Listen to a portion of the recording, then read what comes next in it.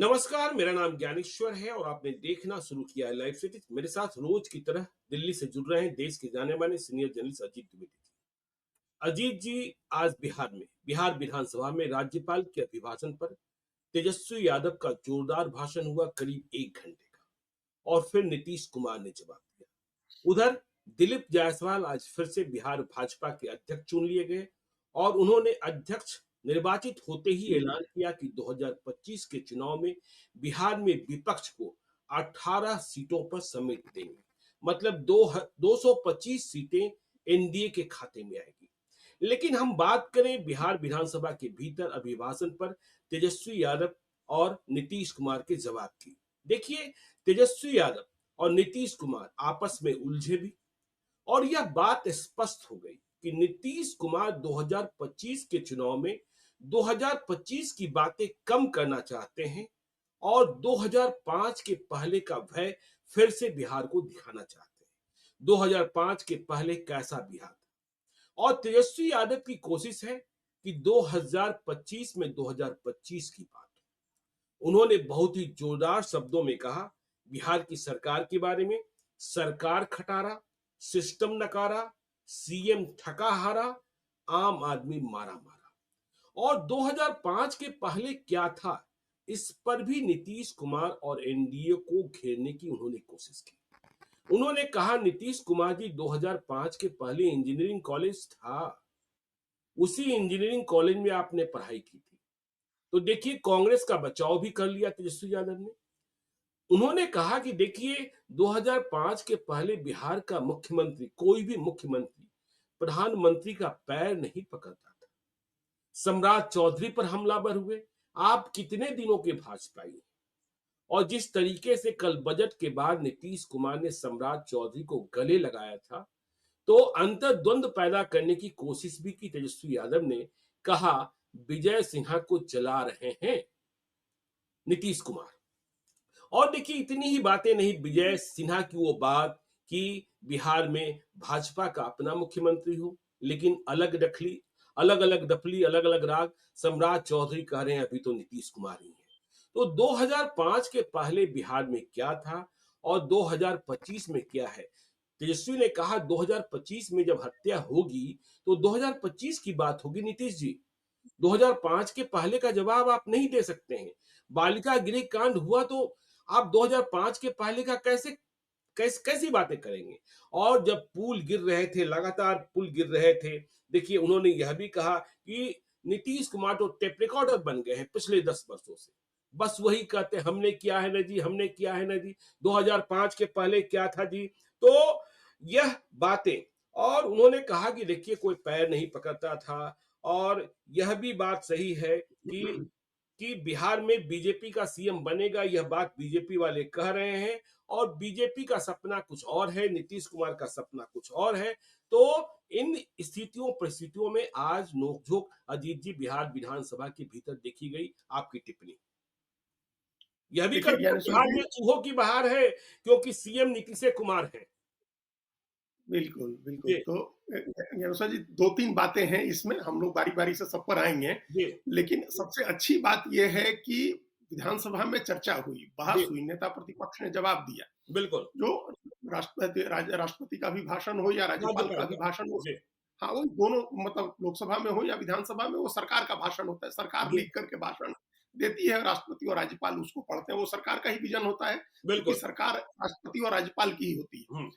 तो उसको एक उस पर अभिभाषण हुआ, उस पर लंबा भाषण नेता प्रतिपक्ष का हुआ, फिर मुख्यमंत्री ने जवाब दिया। जी। ये लोकतंत्र और संवैधानिक व्यवस्था की खूबसूरती है। विधानसभा इसी के लिए बने हुए हैं। बिल्कुल। नारेबाजी करने, वॉकआउट करने, ये सब चीजें भी कभी-कभी होती हैं, चूँकि वो भी एक लोकतंत्र में हथियार है। लेकिन जी। ये सबसे अच्छी चीज़ है कि आप हम्म। बताइएगा। देखिए, तेजस्वी यादव को हम लोग इतने दिनों से कह रहे हैं कि आप जब बताइएगा जाकर के, तब जनता जानेगी कि इश्यू जी। क्या है, मुद्दे हम्म। क्या है। हम्म। आप जाइएगा, आप निकलिएगा नहीं, आप भाषण नहीं दीजिएगा, आप तथ्यों और तर्कों से काउंटर नहीं करिएगा नीतीश कुमार को या सरकार के एजेंडा को, सरकार के नैरेटिव को, तो लोग कैसे जानेंगे? हम्म। जैसे आज उन्होंने कई बातें बहुत अच्छी उठाई हैं। ये जो पुल गिरने की बात है, ये तो बहुत ही शर्मनाक बात थी, जिस पर रोज बिल्कुल। हम लोग को दिल्ली में शर्मिंदा होना पड़ता था। एक ही पुल 3-3 बार गिर जाए, ऐसा कहाँ होता है देश जी। में? लेकिन वो बालिका गृह बिहार में कांड हो हो। गया। हाँ, हाँ, वही जो बालिका गृह कांड हुआ या जहरीली शराब पीने का कांड है, तो ये सब चीजें बिहार में होती हैं हुँ, और ये हुई हैं, इन पर जवाब देना होगा नीतीश कुमार की सरकार को, और भारतीय जनता पार्टी अगर सरकार में है तो उनको जवाब देना होगा। बिल्कुल। तो आप इस तरह से जवाबदेह ठहराइएगा, सरकार को कटघरे में खड़ा करिएगा, ये लोकतंत्र में सबसे अच्छी बात है, चुनावी जी, राजनीति में भी और हुँ, सामान्य राजनीतिक व्यवहार में भी ये अच्छी बात है। इस पर और बाकी चीजों पर हम लोग आएंगे, लेकिन उस डोमेन में तेजस्वी यादव को नहीं जाना चाहिए है कि 2005 के पहले बहुत कुछ था। हुँ, उस 2005 के पहले बहुत कुछ था, उसकी बात नहीं हो रही कि 2005 के पहले कुछ नहीं था, ये नहीं बिल्कुल, होता है, ये नहीं बिल्कुल। कहा जा रहा है। हुँ, 1990 से 2005 का जवाब आपसे मांगा जाता है जी, जो कि व्यवस्थाएँ चौपट हुई। 1990, हाँ, जो सारी व्यवस्था चौपट हुई। और जी, ज्ञानेश्वर जी, जब आपने कहा हमको कि हम लोग इस विषय पर चर्चा करेंगे और आपने हुँ, पॉइंट्स इनके जब भाषणों के आपने कहा, उसके पहले छोटे-छोटे क्लिप्स आ रहे थे, हम देख रहे थे तेजस्वी यादव के। बिल्कुल। फिर हमने सर्च किया और ये बात ठीक है जो मैं नीतीश कुमार ने कहा कि जब हम सरकार में आए 2005 में तो 6 मेडिकल कॉलेज थे बिहार में और आज 12 या 13 मेडिकल कॉलेज। जी, तो हमने लिस्ट देखी, उसमें कोई भी मेडिकल कॉलेज 1990 से 2005 के बीच में नहीं बना है। बिल्कुल सही बात। या तो सारे 1990 के पहले के हैं, जी, 1947 के, 1928 के, मतलब 100-100 साल पुराने मेडिकल कॉलेज हैं। पटना हुँ, मेडिकल कॉलेज का तो अभी ही 100 साल पूरे हुए हैं, जो जिस पर कार्यक्रम भी हुआ जी, वहाँ आयोजन हुआ। और या फिर 2005 के बाद बने हैं मेडिकल हुँ, कॉलेज। इसी तरह से हमने इंजीनियरिंग कॉलेज की भी लिस्ट देखी, उसमें भी हमको जितना खोज पाए हम, हो सकता है कि कोई एक आध बना हो, लेकिन जितने इंजीनियरिंग कॉलेज हैं गवर्नमेंट के, उसमें कोई 90 से 2005 के बीच का नहीं दिखा हमको। बिल्कुल सर। और जी, और नीतीश कुमार जिस इंजीनियरिंग कॉलेज में पढ़े, वो तो अंग्रेजों के जमाने का इंजीनियरिंग कॉलेज जी, है, जी।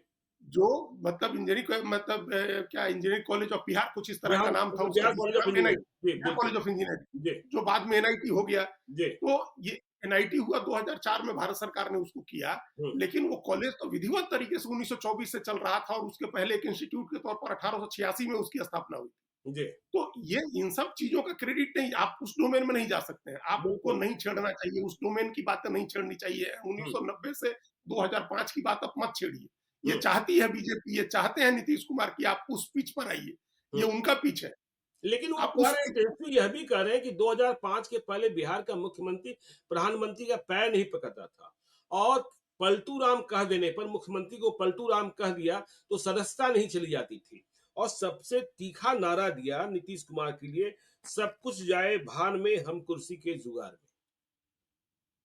हाँ, देखिए ये अब ये तीनों बातें आपने जो कही, जी, देखिए अब मुख्यमंत्री को तो हम लोग कह रहे हैं कि हुँ, मुख्यमंत्री को अब इस्तीफा देना चाहिए है, आराम करना चाहिए घर पे बैठ के। जी, छोड़ना चाहिए। अभी हुँ, जो उनकी शारीरिक मानसिक स्थिति हो गई है, हुँ, अब वो जो कुछ भी कर रहे हैं या जो कुछ भी कह रहे हैं, उससे उनका मज़ाक बन रहा है। वो अपने शैडो भर रह गए हैं, अपनी छाया रह गए हैं। हुँ। और और ये जवाब हम लोग देने पहले जब हम थे ना, तो वो उसी हुँ, टल्की में थे। 2005 के हाँ, पहले का स्मरण करा रहे थे। तेजस्वी यादव को कह रहे, तुम तो बच्चा है ना जी, अभी पैदा हाँ, हुआ है ना जी। और देखिए हाँ, उसी उसी टेप रिकॉर्डर को उन्होंने फिर से चालू भी कर दिया। हाँ, फिर चालू कर देते हैं। वो जी, वही टेप रिकॉर्डर हर समय चालू कर देंगे। बिल्कुल। और जो जिस तरह की बातें करते हैं, हम लोग उस दिन भी कह रहे थे कि महिलाओं को कहा कि खड़े हो, सब एक साथ हँसो, जी, बिल्कुल। शिक्षा सचिव को खड़े हो। अरे शिक्षा सचिव या बिहार शिक्षा सरकार के मंत्री शिक्षा मंत्री सुनील कुमार। शिक्षा मंत्री हाँ, सुनील कुमार शिक्षा मंत्री, जो अधिकारी रहे हैं पहले अपने डीजी लेवल के बिहार में अधिकारी ही हैं। अधिकारी रहे। जी, हाँ, तो अब इसी तरह की बातें तो लालू यादव करते थे, इसी तरह से तो अधिकारियों और मंत्रियों को बेइज्जत करते थे सार्वजनिक रूप से, जिसके लिए बिल्कुल, उनकी आलोचना होती थी। बिल्कुल। तो अब फिर आप वही काम करने लगे। हुँ, और अब कल जो हाउस में बैठ के जिस तरह से नीतीश कुमार मुंह चला रहे थे, जिस तरह की वो बातें कर रहे हैं, ये उनके उनके लिए उनकी जो एक इतना बड़ा कद है, उस कद छोटा हो रहा है उनका। हुँ, उनको ये अब थोड़ा मजाक का विषय वो बन रहे हैं, ये अच्छी बात नहीं है। तो ये बात तो उन्होंने ठीक कही कि भाई उनको एक टेप रिकॉर्डर चालू हो जाता है, पैर पकड़ने वाली बात भी उसी से जुड़ी हुई है। कोई जी, कोई सेम कंडीशन में नीतीश हुँ, कुमार तो इसके पहले 20 साल मुख्यमंत्री रहे और उन्होंने दोनों प्रधानमंत्री देखे, मनमोहन सिंह को भी देखा और नरेंद्र मोदी को भी देखा। नरेंद्र मोदी के साथ भी आप सोचिए 1 साल पहले, ये पिछले 1 साल की बातें हैं ये सारी। जी, हुँ। उसके पहले तो हमेशा बराबरी से ही बात की उन्होंने प्रधानमंत्रियों से, या हाँ, देश हाँ, के किसी भी मुख्यमंत्री से और प्रधानमंत्री से बराबरी में बात की नीतीश कुमार ने। बिल्कुल। राजनीतिक कद तो किसी से छोटा नहीं रहा, उनसे हुँ, ऊंचे राजनीतिक कद का तो नेता कोई नहीं है बिहार इस देश में। या तो लोग उनके समान कद के हैं, बराबरी के हैं, या उनसे जी, नीचे के हैं। बिल्कुल। तो वो बराबरी का बर्ताव करते रहे राजनीति में भी और प्रशासन में भी। अब ये 1 साल से जो स्थिति है, ये विशुद्ध रूप से उनके मानसिक शारीरिक स्वास्थ्य से जुड़ा हुआ है। इसका अगर राजनीतिक आपने फायदा कहा उठाना अजीत चाह रहे जी, हैं आपने तेजस्वी। कहा कि मजाक के पात्र। देखिए, जो आपने कहा कि जिस तरीके से लालू यादव कहते थे, मुझे एक छोटा-सा रूपक याद आ गया। लालू यादव मुख्यमंत्री थे, कहीं से लौट रहे थे, तो पटना के पास ही फतुहा के आगे वापसी के रास्ते में थे, बैकटपुर एक जगह है। वहाँ उनके जानने वाले कोई थे और वह ज़माना था लालटेन युग था, रात को बिजली रहती नहीं थी। और मुझे अच्छे तरीके से याद है राजबाला वर्मा पटना की डीएम हुआ करती थी और रमेश प्रसाद सिंह ग्रामीण एसपी थे। ये दोनों प्रोटोकॉल में साथ थे। तो लालू यादव गांव में पहुंच गए, लोगों को जगा दिया। अब लालू यादव तो हीरो थे ही उस जमाने में। फिर लोगों ने समस्याएं सुनाई। तो इसके बाद लालू यादव ने कहा कि देखो, जो कह रहे हैं ना, वो जो मजाक वाली बात, देश में तीन ही लोग होते हैं, पीएम, सीएम और डीएम। अपने लहजे में उन्होंने कहा। और फिर राजबाला वर्मा को सामने लाया, अंधेरा था। राजबाला वर्मा के सामने उन्होंने टॉर्च चलाया और उन्होंने पढ़ना शुरू किया। क ल आधा क ट र, इसे कहते हैं कलेक्टर। तो आप लोग सुन लीजिए, जो आपकी समस्या है इनके पास जाइए, ये आपके सामने खड़े होंगे और आपकी समस्याओं को सुनेंगे। राजबाला वर्मा झेप गई, करके आ सकती थी। तो उसी मानसिक अवस्था में यदि आगे नीतीश कुमार पहुंच जाए तो सचमुच यह शर्म करने वाली बात हाँ, बिल्कुल। अब जिन चीज़ों के लिए आप मज़ाक उड़ाते रहे थे, जिनके होगी। कंट्रास्ट में आपको देखा जाता था, मतलब हम्म, लालू यादव के इन्हीं बर्ताव के कंट्रास्ट में नीतीश कुमार को देखा जाता था कि वो विनम्र है, सम्मान करते हैं लोगों का, किसी को अपमानित नहीं करते। ये सब उनकी खूबियाँ हैं चरित्र की जी, उनके। अब वही खूबियाँ खत्म होती जा रही हैं।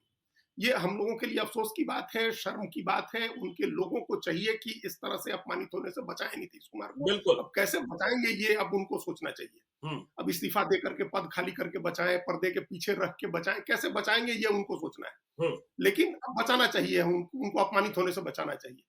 तेजस्वी यादव अगर इसका राजनीतिक इस्तेमाल करना चाहते हैं, उनकी इस शारीरिक मानसिक स्थिति का, तो ये भी ठीक नहीं है ज्ञानेश्वर जी। बिल्कुल। ये एक बुजुर्ग, आप घर के बुजुर्ग का, आपके पिताजी भी बुजुर्ग हैं, कभी हम्म, उनकी भी सेहत का कोई मज़ाक उड़ा सकता है। हम्म। लेकिन ये इस तरह की चीज़ें नहीं होनी चाहिए, हाँ, राजनीति वो में अब इस एक तरह की कदमों में बात नहीं हो सकते, वो दौड़ नहीं सकते थे, वो 1990 की तरह लालू यादव नहीं हो सकते हैं। नहीं हो सकते हैं। तो उम्र के साथ हुई है, नीतीश कुमार के साथ उम्र जनित बीमारियां आई हैं और बिहार ऐसे उन्हीं के तरह के बूढ़े लोगों का प्रदेश है।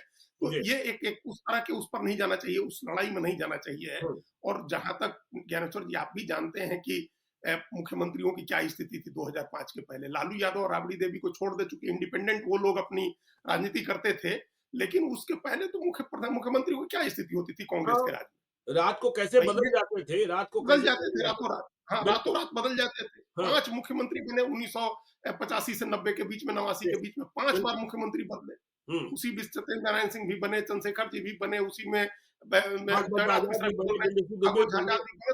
तो ऐसी 1980 से और 90 का उठा करके देखिए कितनी बार प्रधानमंत्री ऐसे ही एकदम व्हिम्स पर, मतलब ड्रॉप ऑफ द हैट पर सीएम बदल जाता था। जी, और सीएम को किस तरह से एस्कोल्ट किया जाता था, ये समूचा आंध्र प्रदेश में एनटी रामाराव का उद्भव ही इसी पर हुआ कि राजीव गांधी ने सार्वजनिक रूप से प्रधान मुख्यमंत्री का वहां अपमान किया, तो तेलुगु प्राइड का इशू बन गया और एनटीआर का उत्पत्ति हुई। तो पहले जब जब इस तरह की पार्टियों में और कैसे कैसे लोग अभी मुख्यमंत्री बनाए जा रहे हैं, हम लोग तो देख ही रहे हैं। बिल्कुल। तो उस सब में नीतीश कुमार ने अपना सम्मान, अपनी गरिमा बचा करके रखी थी। अब एक एक खास कंडीशन की वजह से उनके साथ समस्या है। हम्म, उसको राजनीतिक फायदे के लिए भुनाना ठीक नहीं है। लेकिन अब उसको क्या कहिएगा, जो सत्ता हम्म, पक्ष है वो भी इसके बावजूद भुना रहा है, ये जानते हुए भी कि वो कुछ करने की स्थिति में नहीं है। हम्म, उनकी स्थिति कमजोर हो गई है, इसके बावजूद आप उन्हीं को लेकर के घूम रहे हैं, उन्हीं का चेहरा दिखा रहे हैं। तो फिर दोनों तरफ से ये गलतियां हो रही हैं जी, और एक आम बिहारी के नाते हम लोग को इससे तकलीफ होती है। बाकी बिल्कुल। चीजें तो अब क्या है, जो चुनाव लड़ रहा है, जो राजनीति कर रहा है, उसको करना है। हम्म, अगर अगर तेजस्वी यादव की इन सब बातों को छोड़ दें, उन्होंने जो मुद्दे उठाए हैं वो चुनाव के मुद्दे हो सकते हैं बिहार जी। में। गवर्नेंस के फेलियर का मुद्दा जो है वो हम्म, बिहार में चुनाव का मुद्दा हो सकता है। सरकार और खटारा, इस सिस्टम नकारा, सीएम थका बिल्कुल, हारा, आदमी बिल्कुल। मारा मारा। हुँ, ये इश्यू हो सकता है, ये चुनाव जी, का मुद्दा हो सकता है। बिल्कुल। और ये ऑब्जेक्टिव इश्यूज होंगे, हम्म, मतलब एक आप इसका एक फायदा ये भी होगा, जब आप सरकार के कामकाज को क्वेश्चन करेंगे, उसके ऊपर चुनाव लड़ने जाएंगे, सरकार की विफलता गिनाएंगे, तब फिर 2005 के पहले वाला नैरेटिव भी धीमा पड़ेगा। फिर बिल्कुल। आप सरकार को जवाबदेह जब ठहराइएगा, सरकार से इश्यूज पर जवाब मांगिएगा, तो सरकार को जवाब तो देना होगा। आप जी, अवॉइड तो नहीं कर सकते हैं। जब आपसे कोई पूछेगा अस्पतालों की हालत के बारे में, आपसे कोई पूछेगा स्कूलों की हालत के बारे में, सड़कों की हालत के बारे में, नौकरियों के बारे में, तो फिर आपको जवाब देना होगा। तब आप 2005 के उसमें पर्दे में नहीं छिप सकते हैं। हम्म, 2005 के पहले का पर्दा जो है वो आपको एक दो चीजों पर आपको बचा सकता है, जब कोई नैरेटिव नहीं, जी। जब जब आपका आपके सामने कोई इशू नहीं रखा जाए, आपसे कोई सवाल ही नहीं पूछा जाए। हम्म, तो ये होता अभी क्या है कि जो भारतीय जनता पार्टी और बीजेपी, जेडीयू, जेडीयू तो छोड़ दीजिए, जेडीयू के पास नैरेटिव क्रिएट करने का तंत्र नहीं है अपना, लेकिन बीजेपी के पास बहुत बड़ा तंत्र है। बिल्कुल। और उस बहुत बड़े तंत्र का इस्तेमाल करके वो हमेशा बैकफुट पर रखती है राष्ट्रीय जनता दल। जी। लालू यादव को, उनके परिवार को हमेशा बैकफुट पर रखा जाता है। हम्म, उनके ऊपर लगे करप्शन के आरोप हों, उनको सजा होने का मामला हो, चारा घोटाले का मामला हो। आपको याद होगा पूरा 10 साल भले बीजेपी जीती नहीं, लेकिन उसकी कितनी चारा चोर कह के लालू यादव को कितना अपमानित किया गया और कितना हमेशा उनको उसी में घेर करके रखा गया कि उसी पर वो डिफेंसिव रहे। कोई नई बात नहीं कर सके। सुशील कुमार मोदी 365 दिनों में 300 दिनों प्रेस कॉन्फ्रेंस करते थे और सुशील लालू यादव का चारा घोटाला ही बताते थे। हाँ, बिल्कुल। हाँ, तो ये एक होशियारी की बात होती है। ये कई बिल्कुल। बार लगता है कि आप टेप रिकॉर्डर बजा रहे हैं, जी। लेकिन उस टेप रिकॉर्डर बजाने के फ़ायदे हैं, हम्म, क्योंकि फिर सामने वाला डिफेंसिव रहता है, उसी में डिफेंसिव रहता है, उसी में उसको जवाब देना पड़ता है। और वो तो तो आपको याद उस है, आपको तो याद है ना, मोदी जी के पास 10 संपत्ति का ब्यौरा यदि एक दिन में आ जाता था, तो वो नहीं, सभी 10 संपत्ति की जानकारी एक दिन में नहीं देते। नहीं, नहीं, पहली हाँ, संपत्ति की जानकारी पहले दिन, दूसरी संपत्ति की जानकारी दूसरे दिन, ताकि लालू यादव भी परेशान रहे और मीडिया में भी क्यूरियोसिटी बनी रहे कि कल कौन सी हाँ, संपत्ति का खुलासा होने जा रहा है। हाँ। तो ये पूरा मीडिया का सारा नैरेटिव अपने अपने हिसाब से उसको कंट्रोल करना, जी। मीडिया में हमेशा एक इश्यू बनाए रखना, हमेशा अपने लिए एक स्पेस आरक्षित रखना कि यहाँ सिर्फ हमारी खबर छपे हम्म, और उस खबर से ये नैरेटिव बनेगा। और अब उसकी वजह से आरजेडी के लोग डिफेंसिव रहते थे, हर आदमी जहां होता था वहां जवाब देता रहता था। बिल्कुल। तो अब अगर जवाब देने के बजाय आप पलट कर सवाल करेंगे हम्म, और सरकार से जवाब मांगेंगे, तो सरकार एक तो जवाब देने में उलझेगी हम्म, और दूसरा फिर उसका 2005 का नैरेटिव इसकी वजह से थोड़ा धीमा पड़ेगा, मध्यम पड़ेगा। हालांकि अब जब बीजेपी जेडीयू ने तय किया है कि इसी मुद्दे पर लड़ना है, तो वो लोग तो उस पर लड़ेंगे, हम्म, लेकिन जनता तो बहुत सजग होती है ना, इनलाइटेंड होती है। बिहार की जनता तो खास तौर से राजनीतिक रूप से ज्यादा इनलाइटेंड होती है। जी। वो तो पूछेगी, वो तो समझना चाहेगी कि हम्म। आपसे जो सवाल पूछा जा रहा है उसका क्या जवाब है। और और जो सवाल तेजस्वी भी इस पूछा बात जाए, को समझ रहे हैं। तेजस्वी देखिए, 2,500 रुपए की घोषणा कर चुके महिलाओं के लिए। अब कल पटना के मिलर स्कूल ग्राउंड में युवा चौपाल लगा रहे हैं। उन्हें इस बात की समझ है कि सबसे अधिक छटपटाहट युवाओं में है, लेकिन उनका आकर्षण और उनका झुकाव प्रशांत किशोर की ओर बढ़ रहा है। तो उस आकर्षण को अपनी ओर ला सके। अब देखना यह होगा कि कितना अनुशासित और किस तरीके से कल तेजस्वी यादव पटना के मिलर स्कूल ग्राउंड में युवा चौपाल में क्या कहते हैं। तो वह भी वर्गीकरण कर रहे हैं वोटरों का और एक एक को साधने की कोशिश कर रहे हैं। हाँ, बिल्कुल। ये भी एक चुनावी साल में ये एक अच्छा तरीका होता है लोगों से कनेक्ट करने का। ये जी। चौपाल लगाना, आपको ध्यान होगा, ये प्रशांत किशोर ने ही ये चाय पर चर्चा शुरू कराई थी बिल्कुल। 2014 के चुनाव से पहले, और उसका कितना बड़ा फायदा हुआ था वो सब हम लोगों ने देखा था। हम्म, तो ये लोगों से कनेक्ट करने का एक तरीका है, यूथ को कनेक्ट करने का तरीका है। प्रशांत किशोर कर ही रहे हैं, ये काम कर ही रहे हैं। हम्म। और नीतीश कुमार भी जब घूम रहे हैं जहां, तो वहां इस तरह की बैठकें, मीटिंग्स उनकी अलग अलग समूहों से हो रही है, प्रशांत किशोर की खासतौर यात्रा से भी कल से महिलाओं। शुरू हो रही है आपके चंपारण से ही। हाँ, तो जी। वो यात्रा भी शुरू होनी, तो आपको कनेक्ट करना है, ज़्यादा से ज़्यादा बड़े मतदाता समूह तक पहुँचना है। जी। और उस मतदाता समूह के बीच में अगर आरजेडी, तेजस्वी यादव ये मैसेज बनवाते हैं कि भाई आपकी जो अभी की समस्या है, तात्कालिक समस्या है, जी। उस पर हम सरकार से सवाल पूछ रहे हैं और सरकार जवाब नहीं दे रही। हम्म, देखिए, तुरंत लोग भूल जाएँगे 2006, 2005 के पहले 2000 में क्या था। आज एक 25 साल के बच्चा जो अपने आस-पास देख रहा है, हम्म। वो किससे ज़्यादा कनेक्ट करेगा अपने को?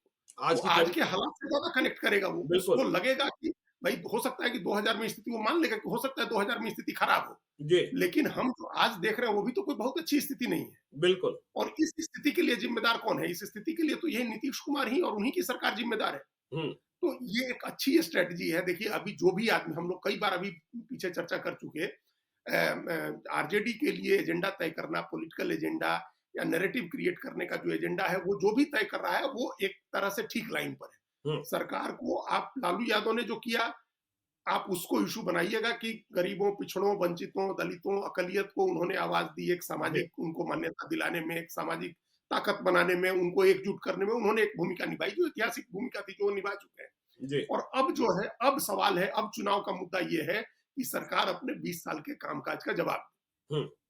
तो ये यही इसी को एंटी इनकम्बेंसी कहते हैं ना, यही तो एंटी इनकम्बेंसी है कि जब बिल्कुल, सरकार बिल्कुल। के कामकाज का आप जवाब माँगते हैं, हुँ, तो आप एंटी इनकम्बेंसी क्रिएट करते हैं। जी। अगर आप जवाब ही नहीं माँगेंगे, जब हुँ, सवाल ही नहीं पूछेंगे, तो तभी एंटी इनकम्बेंसी बनती है, लेकिन उसकी तीव्रता बहुत कम होती है, उसकी इंटेंसिटी नहीं होती है।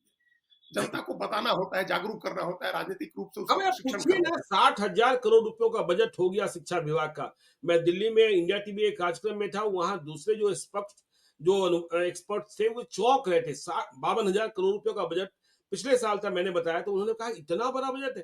तो तेजस्वी यादव पूछे ना कि भाई 60,000 करोड़ खर्च करने के बाद भी आपके स्कूलों की गुणवत्ता क्या है? उनकी उपलब्धियाँ क्या हैं? उनके छात्रों की मेधा क्या है? 2005 के पहले ही केवल पूछते रहेंगे कि आज की तारीख में जो आप खर्च कर रहे हैं, उसका भी हिसाब माँगेंगे।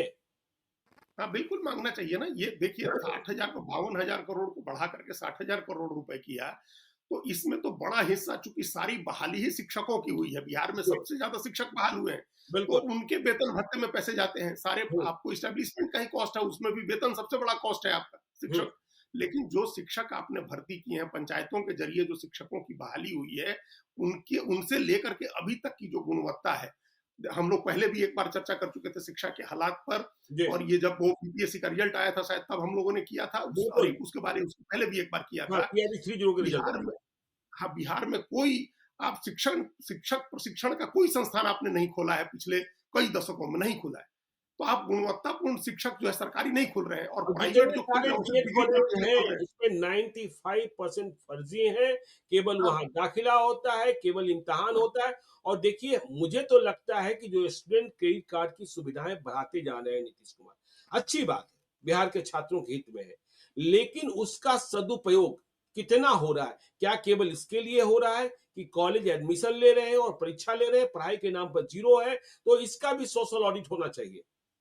हाँ, बिल्कुल शिक्षा के क्षेत्र में तो सबसे ज़्यादा ज़रूरी है कि आप जी, ऑडिट करें। बिल्कुल। स्कूलों की स्थिति है, शिक्षकों की स्थिति है, उनकी गुणवत्ता भी जाँचे, चूँकि छात्रों की जो उनका जो लर्निंग प्रोसेस है बच्चों का, वो तो बहुत ही खराब है। बिहार में अभी अगर कोई ये जो मैं लर्निंग प्रोसेस लोग अगर जानना चाहें और उन्होंने क्या सीखा, पढ़ा है, पता चलेगा कि तीसरे 5वीं क्लास के बच्चे जो हैं, वो नर्सरी के बच्चों से की तरह के जैसा ज्ञान भी उनके पास नहीं है। जी। तो ये इसकी वजह से ये शिक्षा की गुणवत्ता खराब है। मैक्सिमम पैसा उसमें वेतन देने में जा रहा है, और कोई इंफ्रास्ट्रक्चर का डेवलपमेंट बिहार में शिक्षा के क्षेत्र में भी नहीं हो रहा है। हुँ, तो ऐसी शिक्षा का क्षेत्र हो, स्वास्थ्य का क्षेत्र हो, औद्योगिकरण हो। हम आज देख रहे थे प्रशांत किशोर के लोगों ने औद्योगिकरण को इश्यू बनाया है, और एक ऐसा फैक्ट उन्होंने डाला है जिस पर हम बिहारी लोग गर्व कर सकते हैं कि एक समय था जब देश की 40% चीनी बिहार में बनती थी।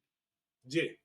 हुँ, 40% चीनी बिहार में बनती थी, और हुँ, आज देखिए आज क्या स्थिति है बिहार की। लोगों ने बिल्कुल, गन्ना रोपना ही बंद कर दिया, क्योंकि वो ना मिल चल रहे हैं, ना लोग कहाँ गन्ना पहुँचाएँगे ले जा करके कि गन्ना रोपें लोग। तो बिल्कुल। ये स्थिति, और उन्होंने कहा कि 0.69% 1% से भी कम आप इंडस्ट्रियलाइज़ेशन पर खर्च करने जा रहे हैं। हुँ, तो ये बिहार को एक एक रोज़गार के लिए कुछ तो ठोस करने की ज़रूरत है जिससे रोज़गार बढ़े। तो जी। ये सवाल आप पूछ सकते हैं। देखिए, हुँ, हालाँकि अब कोई पूछेंगे नहीं तेजस्वी यादव, हुँ। क्योंकि चीनी मिल बंद होने का सिलसिला, स्कूलों के खंडहर होने का सिलसिला, ये सब पंजाब उन्हीं के जाने पिताजी पड़ने के का टाइम में सिलसिला, शुरू हुआ। बिल्कुल, बिल्कुल। तो आप क्या पूछिएगा? हाँ, अब आप हाँ, दूसरा आदमी इंडिपेंडेंट आदमी पूछ सकता है, स्वतंत्र आदमी पूछ सकता है, तो प्रशांत किशोर पूछ रहे हैं, वो दोनों से हुँ, पूछ रहे हैं सवाल। इसका जवाब तो दोनों को देना होगा। भाई मैं जब दिल्ली में होता हूँ, तो लोग पूछते हैं कि शाहनवाज़ हुसैन बेहतर काम कर रहे थे, क्यों आप लोगों ने हटा दिया? हाँ, और देखिए, बिल्कुल। दिल्ली की इस मुलाकात में शाहनवाज़ हुसैन से मेरी भेंट भी हुई। बात ऐसे ही निकल गई, कोई ज़िक्र आया जिसमें होटल ताज आगरा का ज़िक्र आ गया। तो शाहनवाज़ हुसैन ने कहा, "आप वहाँ जा रहे थे, मुझे बताते तो। मैं उनके मालिक को जानता हूँ, उन्हें मैंने बिहार बुलाया भी था, वे कुछ बिहार में लगा भी रहे थे।" और देखिए, ताज होटल के मालिक को तुरंत शाहनवाज़ हुसैन ने फ़ोन लगा दिया। हुँ? तो ऐसे रिच वाले लोग, जो बड़े लोगों को लुभा सकते थे, बुला सकते थे, उनसे भी आपने छुटकारा पा लिया। हाँ, बिल्कुल, अपने निजी संबंधों के दम पर ही तो उन्होंने बिल्कुल। आज जितने उद्घाटन किए, जितने जितने फैक्ट्रियों का उद्घाटन किया। हम लोगों ने कुछ दिन पहले देखा ना कि नीतीश कुमार इथेनॉल प्लांट का जी, उद्घाटन कर रहे हैं, तो बोटलिंग प्लांट का उद्घाटन कर रहे हैं। ये सब शाहनवाज हुसैन ने शुरू कराए, और शुरू करा करके उनको कंप्लीट कराया अपने छोटे से टेन्योर में, अपने निजी संबंधों का से बिल्कुल। अपनी पहुँच बना करके अपने निजी संबंधों का लाभ उन्होंने बिहार को दिलवाया। जो भारत सरकार में मंत्री रहते, वो अटल बिहारी वाजपेयी की सरकार में मंत्री थे, जी। तो उस समय के अपने संबंधों का उन्होंने लाभ दिलाया। हुँ, तो इस तरह के लोगों की बिहार सरकार में ज़रूरत नहीं है। सरकार सिर्फ ये, अभी हम लोग कल भी बजट पर चर्चा की है, सरकार का सारा कामकाज सिर्फ काम चलाने पर है कि काम जी। जैसे चल रहा है, गाड़ी चल रही है, हुँ, तो ऐसी गाड़ी चलती रहे। अब बिहार का आदमी भी इसी मोड में आ गया है। अब ये एक बात है कि आप जिस तरह का सोचते हैं, आप जिस हुँ, तरह की चीज़ें देखते हैं, वैसा ही आदमी होता है। तो बिहार की सरकार, बिहार के मुख्यमंत्री, बिहार का सारा सिस्टम सब यथास्थितिवादी हो गया है। जी, ये जो स्थिति है ये अच्छी है, और अच्छी क्या है, मतलब 2005 से अच्छी है। हुँ, और उसके बाद हम पहले भी कहें कि नीतीश कुमार ये मानते हैं कि हमने सारे काम कर दिए, अब बिहार में कोई काम करने की ज़रूरत नहीं है, सारे काम हुँ। अब हो गए। और वो हो सकता है कि अभी जो जैसी उनकी मानसिक स्थिति है, वो सच में मानते भी हों इस बात को कि हाँ, अब हो गया, अब कुछ करने की हाँ, ज़रूरत नहीं। मानते भी हैं, जैसे वो मानते हैं कि हम बीमार नहीं हैं या हाँ, हम बिल्कुल फिट हैं, ठीक वैसा ही हुँ। मानते हैं कि बिहार में सारे काम हो गए हैं। हैं? सारे काम हो गए। हुँ, हाँ, चूँकि हमने कभी नहीं सुना ज्ञान सर जी उनको उनको कहते हुए कि हम आगे ये काम करेंगे। जी, सब हम ही ने किया जी, ये बात हम 100 बार सुन चुके हैं। बिल्कुल। ये सब हम ही ने किया ना जी, 2005 के पहले कुछ था, कुछ होता था, सब हम ही किए। तो इसका मतलब सब हम कर चुके। हुँ। अरे अब भाई कभी तो बोलिए कि हम आगे ये करेंगे। हाँ, ये तो विज़न और है ही ना, ये विज़न तो है ही नहीं ना, ये विज़न कहाँ है? हाँ, मैं अभी मेरठ एक शादी में गया था अजीत जी रात को, दिल्ली से सीधे एयरपोर्ट से मेरठ गया। लगा ही नहीं कब मेरठ पहुँच गए हाँ, और रास्ते हाँ, में ना कहीं कोई जाम दिखा, ना कहीं कोई अव्यवस्था दिखी, ना कहीं कुछ दिखा। और देखिए इस कार्यक्रम को रिकॉर्ड करने के पहले पटना में ही एक मोहल्ला है जगनपुरा, न्यू बाईपास पे। मैं रात को इसलिए नहीं गया वहाँ, रात को जाना था। कि रात में इतना जाम लगा होता है कि वहाँ जाना मेरा संभव नहीं होता, तो हमने कहा दिन में ही न्योता पूरा करें। तो सही है। जब यह संकोच है, यह भय है कि रात में हम उनके मुख्य समारोह में शामिल नहीं हो सकते हैं, क्योंकि कोई ट्रैफिक का मैनेजमेंट नहीं है, तो आप कहेंगे कि सब कुछ तो हो ही गया, सड़कें हमने बना हो दी, ही गया। हाँ, तो सड़क बना वही दी तो तो इससे हम थोड़ा होता है। वही नहीं, कुछ नहीं होता है उससे भाई, और हम तो ये सुनना चाहते हैं कि वो कहें कि हम ये करेंगे। जी, अभी हमको इसी इसी टर्म का विजन बताएं कि भाई आप चुनाव लड़ने जाएंगे, वोट मांगेंगे अपने चेहरे पर, हुँ, तो क्या कह के मांगेंगे कि इन्होंने सब किया है बिहार में। तो आपको उसकी रॉयल्टी चाहिए कि आपने सब किया है, तो आपने सब किया तो आपको लोगों ने मुख्यमंत्री बना कर बिल्कुल। रखा, तो आप और आपने मुख्यमंत्री कह आप दिया कि हर नहीं बने। प्रखंड में एक विवाह मंडप बना देंगे महिलाओं के लिए।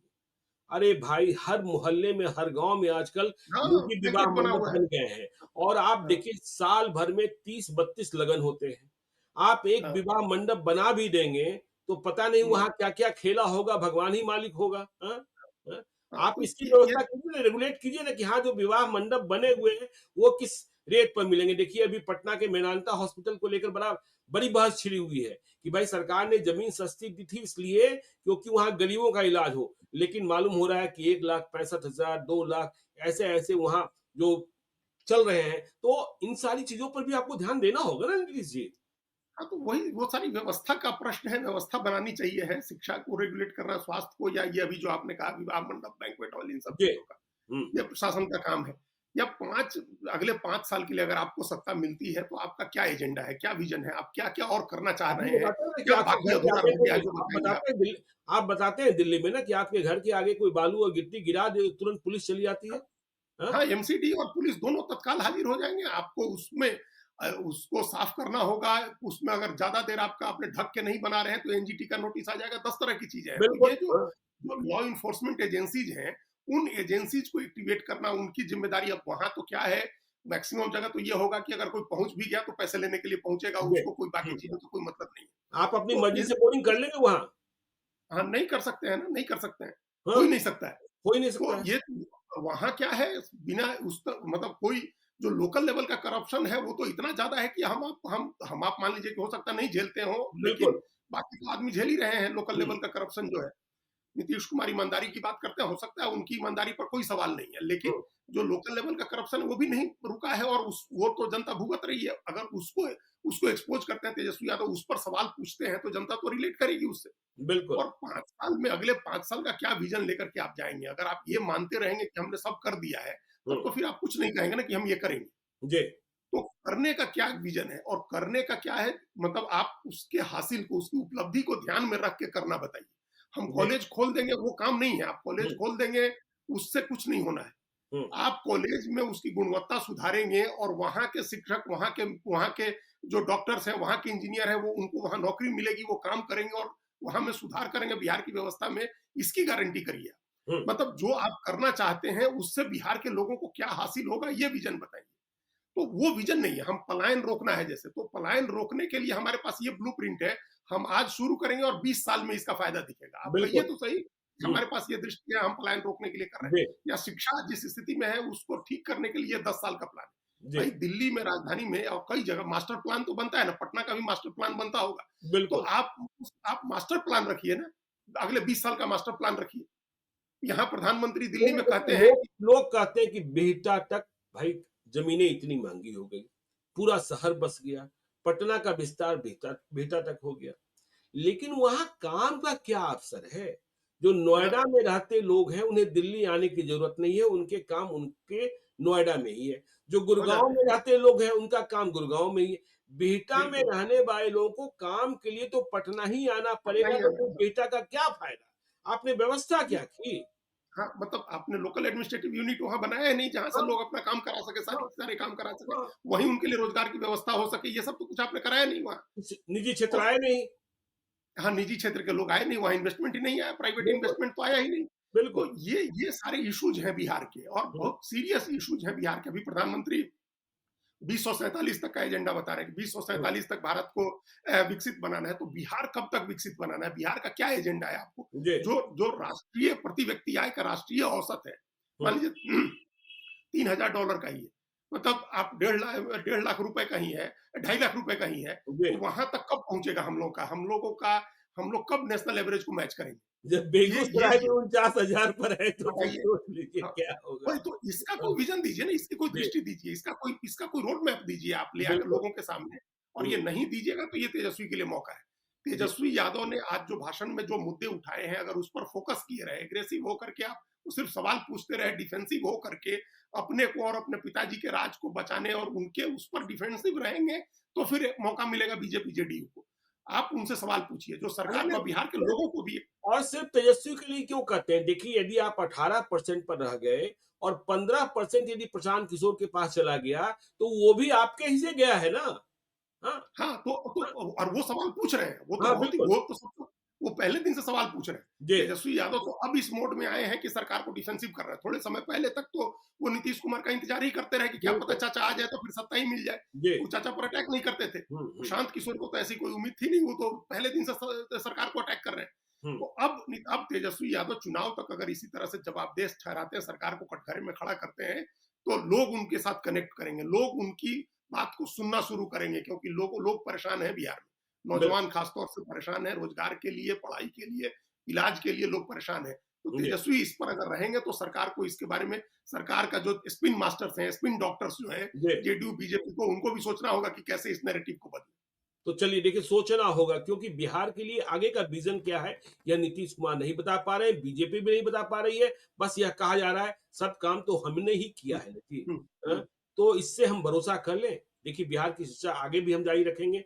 आप देखते रहिए लाइव सीरीज को। यदि अब तक आपने हमारे यूट्यूब चैनल लाइव सीरीज को सब्सक्राइब नहीं किया है तो जरूर कर लीजिएगा। और यदि इस वीडियो को आप फेसबुक पेज के माध्यम से देखें तो पेज को लाइक कीजिएगा, हैंडल एक्स पर भी हमें फॉलो कीजिए। धन्यवाद।